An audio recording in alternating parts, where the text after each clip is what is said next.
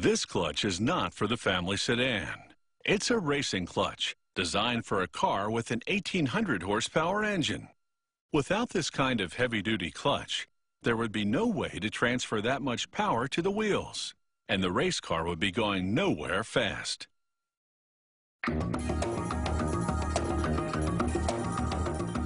Race cars use a manual transmission to transfer power to the wheels, so a good clutch is behind every win. Production starts with the flywheel, which connects the clutch to the engine. Computerized cutting tools shape this aluminum part, then move on to carve the cover plate for the clutch.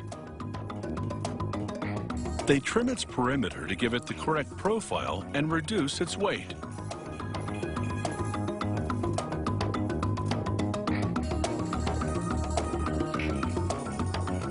Next, they use a bolt with an industrial diamond tip to level the surface of an iron friction disc.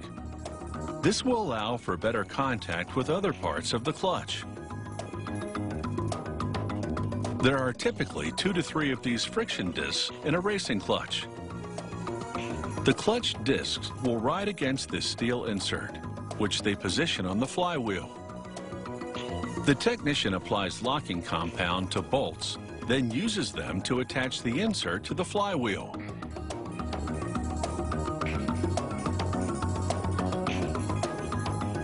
Here, the technician sets the bolts to a precise torque.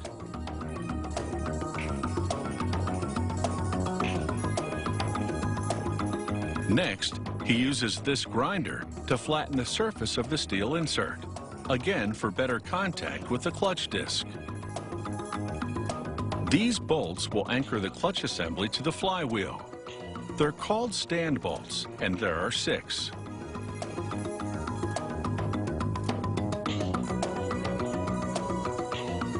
Here, they sculpt titanium cylinders to act as stands for the bolts that were just installed in the flywheel. Titanium is strong and lightweight, which is important because of the huge amount of energy the clutch must transfer.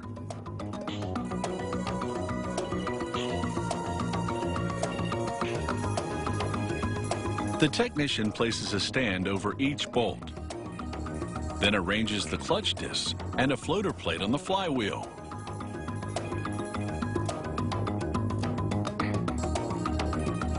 He presets the height of the stands. Then he prepares the pressure plate assembly. He presses aluminum cups into holes in the cover. These cups will hold springs that will be used to change the pressure of the clutch pack. But he holds off on inserting the springs in the cups. First, he installs a series of levers on the cover plate. He slides pivot pins into each lever. These pins will enable the levers to compress and decompress the clutch pack. He applies lubricant to adjuster screws for the clutch springs, then threads each one into an aluminum casing. He inserts an assembly in each cup, followed by a heavy-duty spring. He now installs the pressure ring on the underside of the cover. When the driver releases the clutch pedal, the levers cause the pressure ring to compress the clutch pack. That action transfers power from the engine to the transmission. He now slips the pressure ring assembly over the stand bolts and secures it with nuts. He adjusts each stand with a socket wrench, then checks the height. He measures the tips of the levers to confirm they're even and makes any necessary adjustments.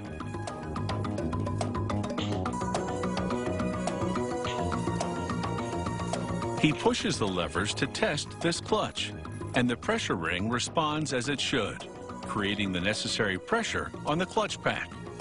Finally, a certification sticker and some strapping to secure it for shipping. At the track, this clutch will be serviced between every run